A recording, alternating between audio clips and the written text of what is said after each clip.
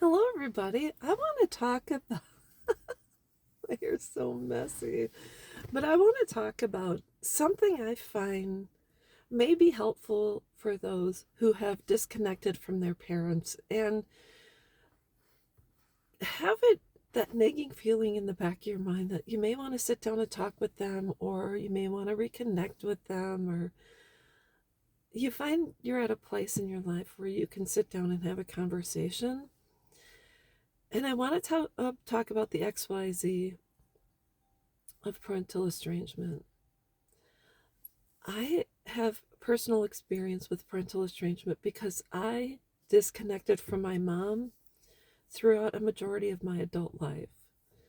I joined the military to move out of my house, to kind of leave the nest, and I then proceeded to reconnect and disconnect throughout the years. And finally, I decided I had to do the XYZ, which is a layout, or I should say, have a conversation about what I felt was necessary in order for us to reconnect and proceed in a healthy manner.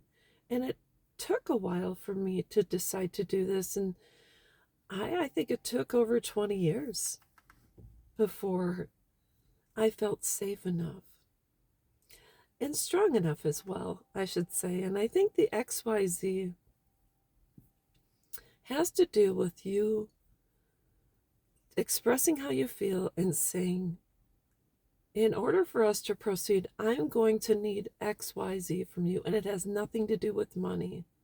It has everything to do with feeling safe in that relationship. I said the XYZ never happens in an unhealthy dynamic. As an adult, instead of ghosting someone, it would be imperative to let someone know how you can move forward and have a healthy relationship. It has to do with conflict resolution, and setting up healthy boundaries, which, if you have a parent that uses drugs, you might say, I can't be around you if you're using. It's short, sweet, and to the point.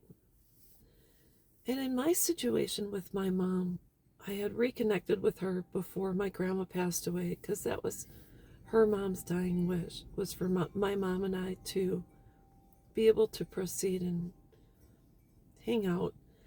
And I finally said to my mom, in order for us to have a healthy relationship, I'm going to require that if you have an issue with me, you come to me and tell me your concerns. And then if you have an issue with one of my sisters, you talk directly with them and you keep me out of it.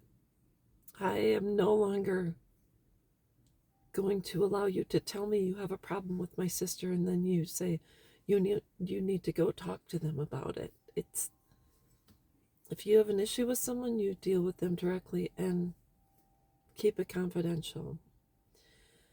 And also, it had a lot to do with negativity. I don't want to be a part of gossip or talking about people, etc.